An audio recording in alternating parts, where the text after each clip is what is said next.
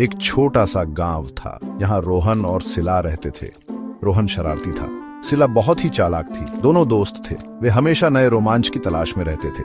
एक दिन उन्होंने सुना, गांव के बाहर एक खंडहर है। कहते हैं वह खंडहर भूतिया है। रोहन और सिला डरने वाले नहीं थे। उन्हें लगा चलो देखते हैं। रोहन और सिला खंडहर की ओर चल दिए। डर तो लग रहा था, पर उत्साह भी बहुत था। शाम हो गई थी, सूरज छिपने लगा था। खंडहर पास आ रहा था। ठंडी हवा चलने लगी। पेड़ों की आवाज डरावनी लग रही थी। रोहन और सिला ने एक दूसरे का हाथ थाम लिया। वे खंडहर के अंदर घुस गए। खंडहर अंदर से बहुत पुराना था।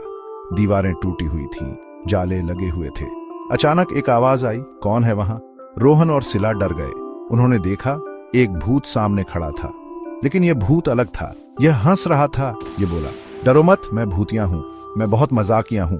रोहन और सिला की हंसी छूट गई। भूतिया ने बताया, मैं तुम्हें भूतों की दुनिया दिखाता हूं।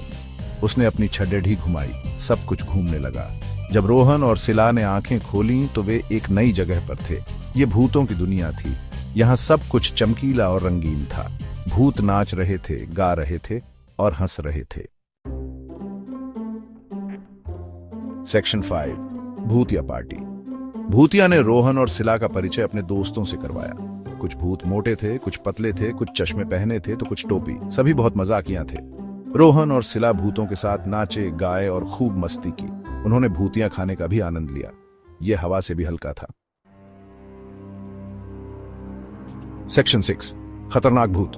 अचानक एक जोरदार आवाज आई। सब शांत हो गए। एक विशाल डरावना भूत आया। उसके दांत बहुत बड़े थे, उसकी आंखें लाल थीं। तुम कौन हो? भूतिया ने पूछा। मैं दुष्ट भूत हूं। डरावना भूत गरजा। मैं तुम्हें सबक सिखाऊंगा। सेक्शन 7, बहादुर रोहन। रोहन जानता था कि उन्हें कुछ करना होगा। वह बोला, भागो, मैं इसे रोकता हूं। सिला चिल्लाई, नहीं रोहन, यह बहुत खतरनाक है। लेकिन रोहन डरा नहीं। उसने अपनी पूरी ताकत से चिल्लाया, मुझे मत डराओ। सेक्शन 8, भूतों को हराया।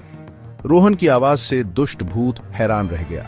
उसने पहले कभी किसी को इतना बहादुर नहीं देखा था। भूतिया ने मौका देखा। उसने अपनी छड़ड़ी उठाई और दुष्ट भूत पर वार किया। दुष्ट भूत दर्द से चिल्लाया। वह गायब हो गया। सभी भूत खुश हो गए। उन्होंने रोहन और भूतिया को धन्यवाद दिया।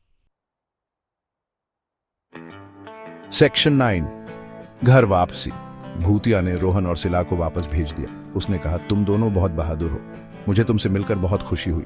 रोहन और सिला अपने गांव वापस आ गए। वे बहुत खुश थे। उन्होंने भूतों की दुनिया देखी थी। उन्होंने एक दुष्ट भूत को हराया था। उनके पास बताने के लिए एक नया रोमांच था।